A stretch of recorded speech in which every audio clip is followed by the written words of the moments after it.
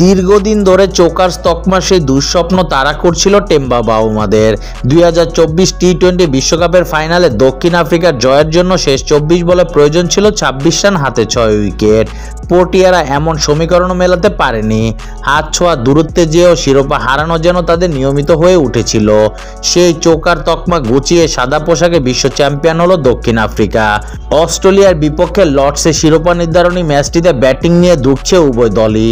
প্রথম ইনিংসে মাত্র 138 রানে অল আউট হয়ে প্রোটিয়ারা আরও খাদের কিনারায় চলে যায়। তবে দ্বিতীয় ইনিংসে অজিদের 282 রানের লক্ষ্য দ্বারায় ব্যাটকে রীতিমতো তলোয়ার বানিয়ে দলের ডাল হয়ে দাঁড়ালেন এইডেন মার্করাম। তার সেঞ্চুরি ও বাউমার হ্যামস্ট্রিংয়ের চোট নিয়েও 66 রানের ইনিংসে 5 উইকেটে প্রোটিয়াদের জয় নিশ্চিত করেছে।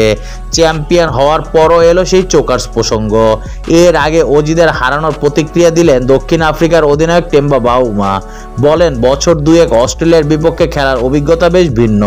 তারা আগের মতো আর মাঠে সেভাবে বোকাল স্লেজিং করে না, তবে তাদের শরীরী ভাষা এখনও আক্রমণাত্মক। অবশ্যই এর সঙ্গে রয়েছে তাদের দারুণ দক্ষতা, তবে তেমন উচ্চবাচ্য নেই। যদিও অজি ক্রিকেটারদের কাছ থেকে চোখ করার ইঙ্গিত শুনেছিলেন এদিন সকালেও। অবশ্যই সকালেও চোকার্স ট্যাগটা নিয়ে কথা ওঠে। তাদের এক খেলোয়াড় সেই প্রসঙ্গ ধরে বলেছিল, 60 রানের মধ্যেও 8 উইকেট হারিয়ে ফেলতে পারি, আমি এমনটাই শুনেছি। পারফরমেন্স দিয়েই চোকার শব্দটি মুছে দিতে চেয়েছিলেন মার্করাম ও বাউমা। প্রোটিয়া অধিনায়ক জানান, মার্করাম প্রতি ওভারের পরে ওই শব্দটা দূরে সরিয়ে দিচ্ছিল, বলছিল চলো এটিকে কাটিয়ে উঠি, তাদের কিছুই দেব না। ফলে আর তেমন কোনো মন্তব্য শুনিনি তাদের কাছ থেকে। সম্ভবত 2-1টি ব্যতিক্রম ব্যতীত। শিরোপা নিশ্চিতের পথে সেঞ্চুরি করে বড় অবদান রাখা মার্করামও কথা বলেছে চোকার্স ট্যাগ নিয়ে।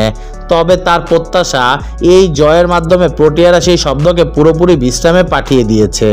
2024 টি-20 বিশ্বকাপ শিরোপা জয়ের খুব নিকট থেকেও ভারতের বিপক্ষে স্বপ্নভঙ্গ হয়েছিল দক্ষিণ আফ্রিকার।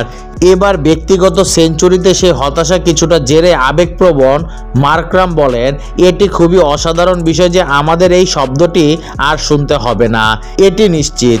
অবশ্যই এটি আমাদের অনুপ্রেরণা দিয়েছে। সব সময় বাইরের কিছু বিষয় আপনাকে এভাবে প্রেরণা দিতে হবে। অবশ্যই এটি আমাদের প্রেরণা দিয়েছে। সব সময় বাইরের কিছু বিষয় আপনাকে এভাবে প্রেরণা দিতে পারে, তবে এটি আপনার পারফরমেন্সের একমাত্র কারণ নয়। সব মিলিয়ে নিজের কাজটা ঠিকঠাক করে এমন কিছু থেকে মুক্তি পাওয়া দলের জন্য অনেক বিশাল কিছু।